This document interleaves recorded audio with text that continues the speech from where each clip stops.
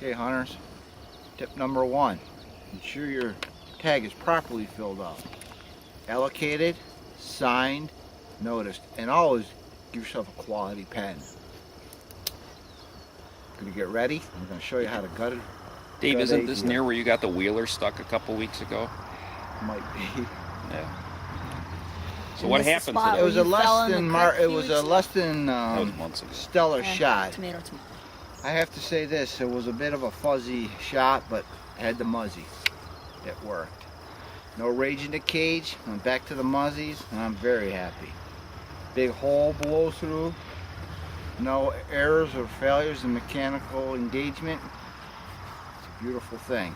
Give me a minute, I'm gonna get myself prepped, get my gloves on, my knife. Start at the back end. I'll give you a how-to on properly gutting a deer. Be right back. Most of you may know I'm more of a fisherman than a hunter. If you pay attention, I'm going to start at the back end using the fillet knife. Beautiful fishing fillet knife. Long, stiffer handle. Sharp blade is the key. Why is that? Get a nice clean cut around the butthole. Makes it much easier, much safer, and you don't get any of that funky junk in the rib cage. Hang on, you'll see what I mean. Pull it out. Cut around it. Yeah. This is, my God, it does work. Of course it works. From Hunter Specialties. It's from our good friends at Hunter Specialties. Talking to Matt Moret just the other day, those guys are starting to have a good season this year. All right, my friends, if you notice, nice long sharp knife. Got in with the butt out, makes it much easier. Oh, that worked good that my time. friends, is a beautiful thing. I wouldn't recommend you showing the wife or the kids this, but let me tell you, I have to say, this is my first experience with the butt out, and on 1 to 10, unfortunately, I got to give this thing an 8. My mockery factor was well over a 10 of this. All right, my friends, stay tuned. Plus, I don't think I inserted it far enough. Well, friends, I will say this. This deer is going to be a bit on the ripe side. Oh, when did you shoot this deer, Dave? Last night? No, I shot it approximately 8:07 this morning. It is now apparently somewhere after 10. About 10:30. I let it set a bit, not thinking I had a very good shot, but went unfortunately about 100, 150 yards, full of blood. But I'm telling you, friends, I am a deer tracker.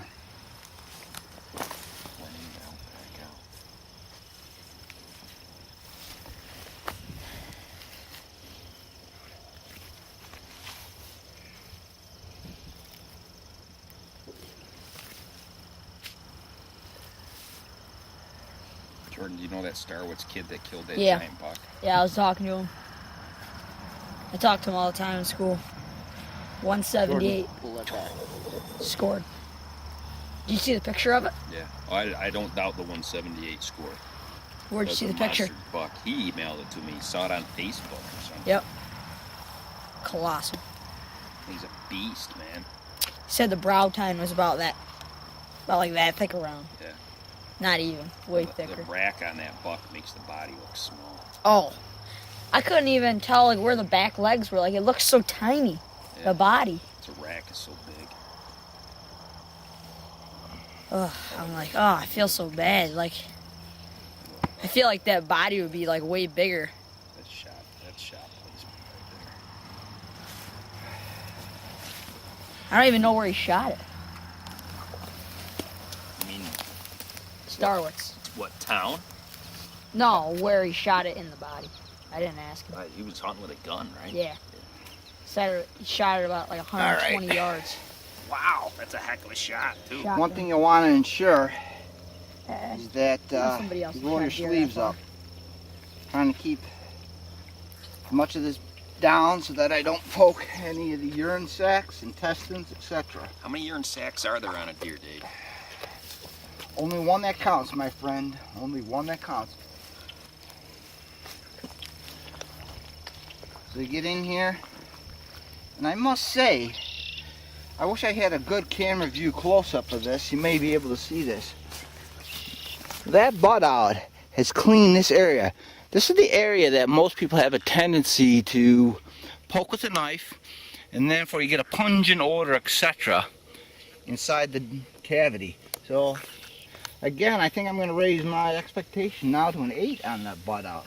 Unbelievable. You gave it an 8. You want to give it a 9 now? I'll give it a 9. Thank you. All right.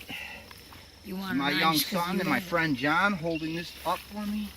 I'm carefully peeling back to try and ensure I do not puncture anything. On a scale of 1 to 10, Dave, how important do you think having a sharp knife is in a Oh, process like well, this? I will say this. I've had friends out hunting with me, though they probably didn't have the guidance or tutelage that I had from my father. And tell you what, my friends, sharp knife is the key. A lot of people want to spend oodles of money on equipment. If you want, trust me, get yourself a good knife, hefty, make sure it can hold an edge. That is oh so important.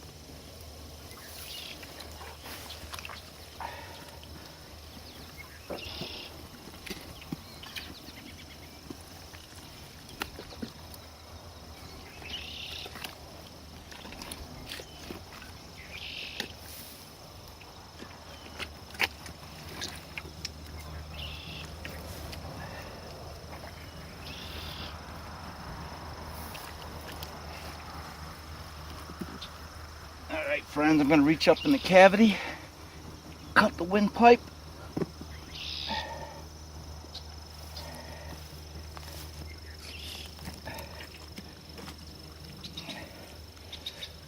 Reach in, grab. That's where all there is to it. And let me say, friends, that's all there's to it. Well, I will say this. I did have a great blow through on the deer, so it is quite full of blood. So my suggestion will be, watch this. We will take this deer, and we'll give her a flip, let her drain out.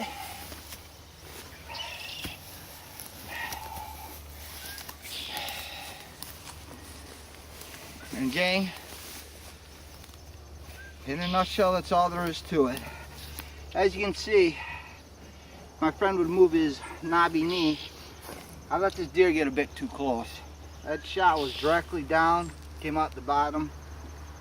I wouldn't really advise anybody Dave, to that do seems that, to be one of your favorite shots. but Is there a it reason seems for to that? work for me because I'm just a harvester. Stay tuned. I have to make sure I get the tag done, filled out, on the ear. Thank you. But as you can see, unlike Mama's mixing spoon, don't lick the batter. Thank you.